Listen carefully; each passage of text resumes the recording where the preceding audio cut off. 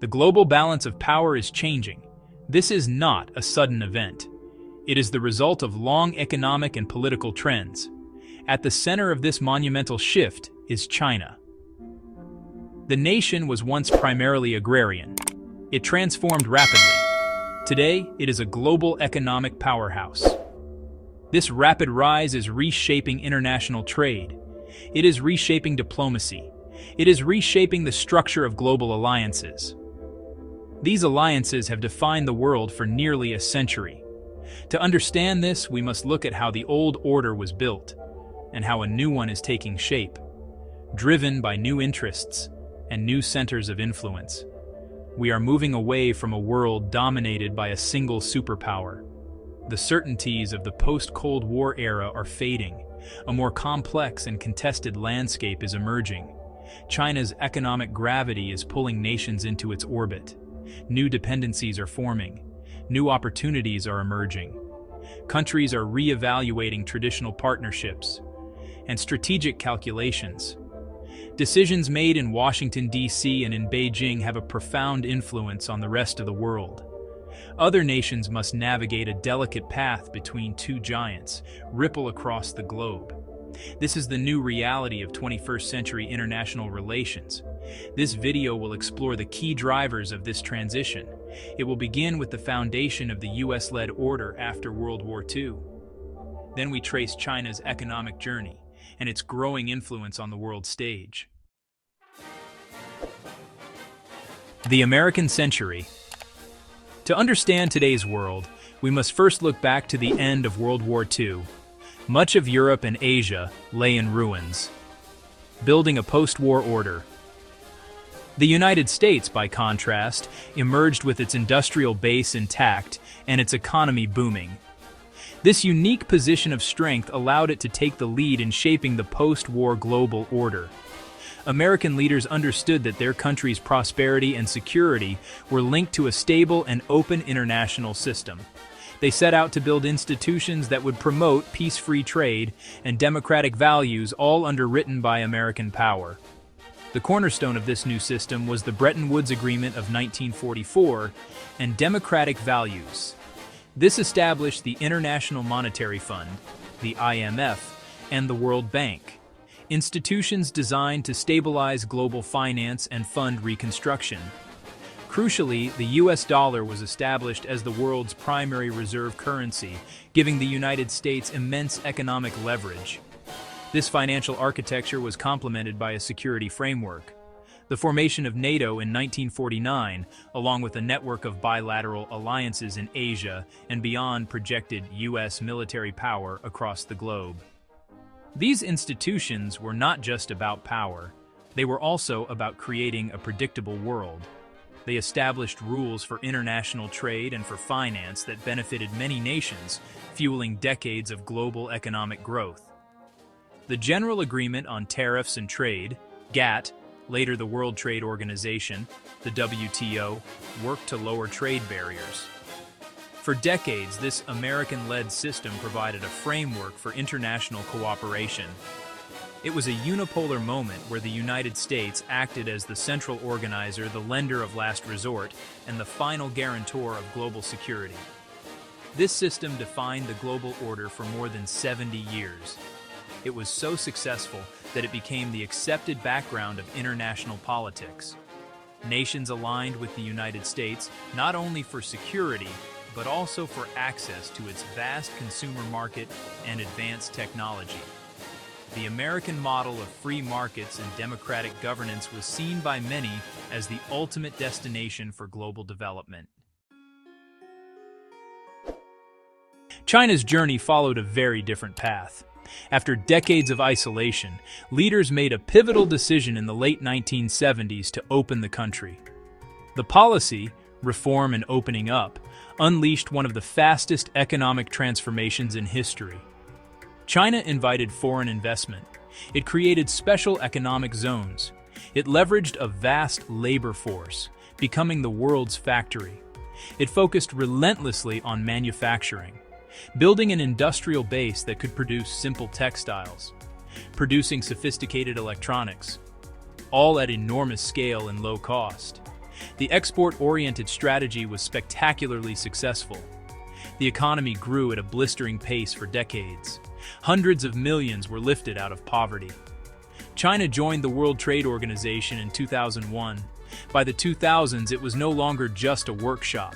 It became a major economic power. Its domestic market swelled. Its companies began competing globally. China's rise was built on trade, state-directed investment, a long-term strategic vision for industrial dominance. The scale of this shift is staggering. In 2024, China's global trade surplus hit about $1.2 trillion. Recent data shows a reordering of global trade patterns. In 2023, roughly 70% of the world's economies trade more with China than with the US, a dramatic reversal from 2 decades ago. That economic weight gives Beijing real influence as countries depend on Chinese markets and investment. China has used that power to build new forms of influence. The Belt and Road Initiative is a prime example. China funds and builds ports. China builds railways. China builds power plants. These projects create long-term economic ties. They strengthen diplomatic relationships. Unlike the US model of economic leadership tied to military alliances, China emphasizes trade, investment, infrastructure, building a different kind of global network. Many Western countries were cautious about China for decades due to human rights concerns, especially in Xinjiang and Tibet, intellectual property issues and market access barriers, and security worries over technology and military expansion. However, a significant shift began to occur, driven in part by changes in United States policy. The America First approach under President Donald Trump introduced a new level of unpredictability in international relations. Steep tariffs were imposed on goods from rivals and on goods from allies. Those tariffs strained long-standing relationships and forced many nations to rethink their economic strategies. This opened a strategic opportunity for China. The more the United States gets difficult to deal with, the more it opens up for China. Facing tariffs and uncertain relations with Washington, some close U.S. allies looked toward Beijing for more stable economic partnerships. China positioned itself as a reliable trade partner, ready to make deals. A series of high-profile Western visits to Beijing in early 2026 illustrated this. In January 2026, Canadian Prime Minister Mark Carney traveled to Beijing, the first such visit in nearly a decade. Mark Carney shaking hands with Xi Jinping, Beijing, January 2026. The trip produced a significant trade agreement with China, cutting tariffs sharply on Canadian canola seed. Shortly after, UK Prime Minister Keir Starmer visited Beijing. He announced a renewed framework of cooperation in trade, visas, and investment, citing the need for economic stability and predictability amid tensions with the U.S. government. His visit secured deals that halved Chinese tariffs on British whiskey. It confirmed visa-free travel for UK nationals. It included a $15 billion investment pledge from AstraZeneca. These moves drew attention in Washington. President Trump warned that the deals were dangerous. For countries like Canada and the United Kingdom, the economic calculus was compelling. Visits from leaders of Finland and Germany signaled a broader trend. Many traditional U.S. allies now pursue a hedging strategy, maintaining security ties with the United States while deepening economic engagement with China to diversify interests and mitigate risks.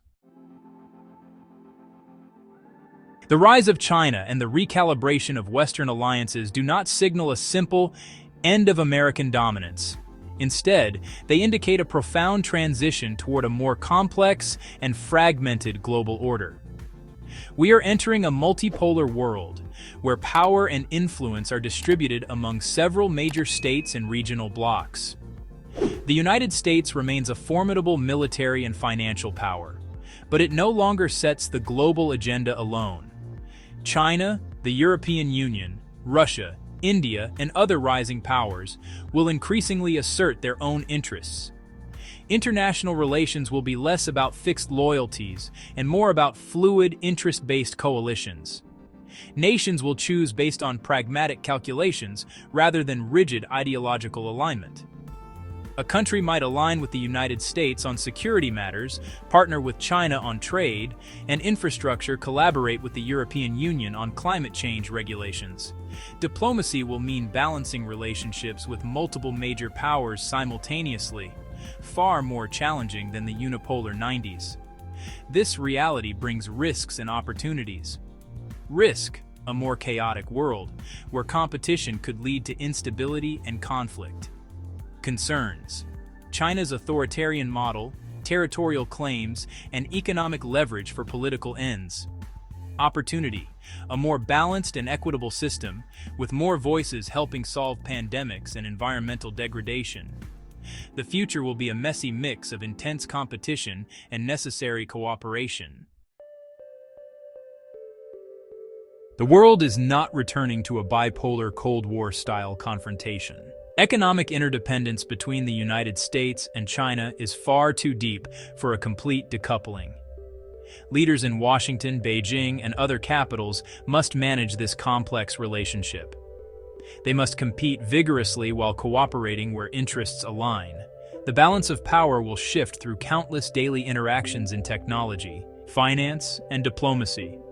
This is the new world order, and navigating it will require flexibility, foresight, and a clear understanding of its evolving dynamics, including how U.S. trade policies will create openings for China, allowing China to strengthen ties with key American allies.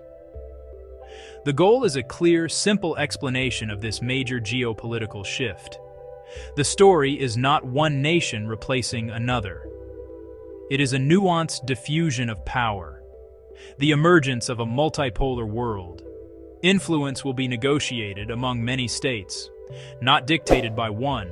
The future will be a mix of competition, cooperation, and constant negotiation. This shift brings challenges and opportunities as countries seek to secure their interests in an uncertain environment.